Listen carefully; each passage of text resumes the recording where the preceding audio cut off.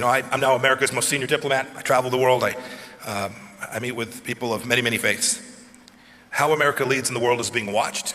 Today, as never before, America needs men and women who possess the moral strength and courage of our forefathers, modern-day patriots with pride in our country and faith in our freedom, unafraid to declare to anyone in the world, I believe in liberty, I believe in justice, I will fight if need be to defend the dignity of man.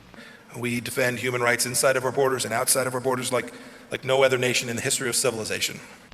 The America we live in today must awaken to the danger. A tidal wave of lawless tyranny is now surging forth from the criminal and subversive underworlds. It breaks with abrasive effect against the foundations of our republic, our national conscience, our heritage of freedom, the entire cause of decency are being severely tested by these deadly enemies. Crime has a partner in forming the common denominator of a breakdown in moral behavior. It is the influence of godless communism. This deadly international conspiracy now rules more than a fourth of the Earth's surface and a third of our peoples. Its tentacles reach to the very shores of America where less than 100 miles from our coast, the communist dagger, clenched in the tight fist of a bearded international bandit, strikes at the heart of a desperate people and endangers the peace and security of this Western Hemisphere. But everyone in this room knows what nations look like when religious freedom is stomped out and faith in the public square is eliminated. There's examples that are ongoing today. We see what's happening in places like Cuba. Pastor Graham spoke about the fact that I served as a young soldier on the West German, East German border. I sat in my tank and I could see the sullen faces of the East German people who lived in a communist police state.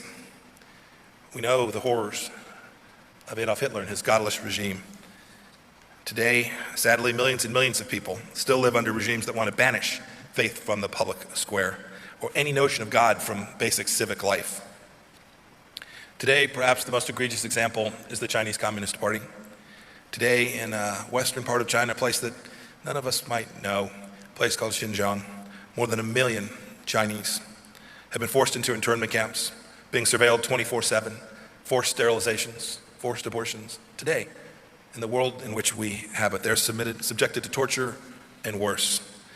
It's part of the Chinese Communist Party constant attack on faith.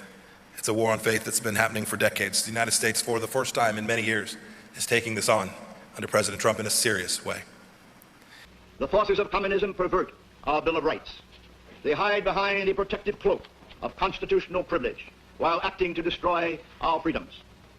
In the eyes of their Soviet comrades, the communists in this country have a vital role in the march toward world enslavement. They are, by Nikita Khrushchev's own description, a valuable arm of the international conspiracy against God and freedom. I'll give you a good example from just this week. I was in the northern part of Brazil, near the Venezuelan border, and the refugees were fleeing from the brutal Maduro regime. And you saw Americans there, some of them working for the government, but many there volunteering. There was mission work taking place as well, providing humanitarian assistance, help, and a thoughtful prayer for those people who were in such difficult conditions. At this vital juncture in history, we as Americans face a critical challenge.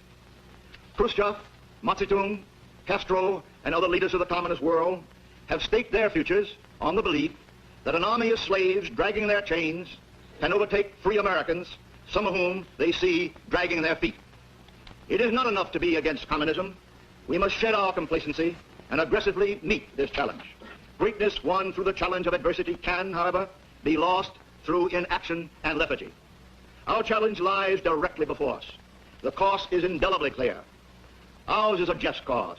If we have faith in humanity, if we seek God's divine guidance, if we summon the courage of our forefathers, our heritage of freedom will be preserved.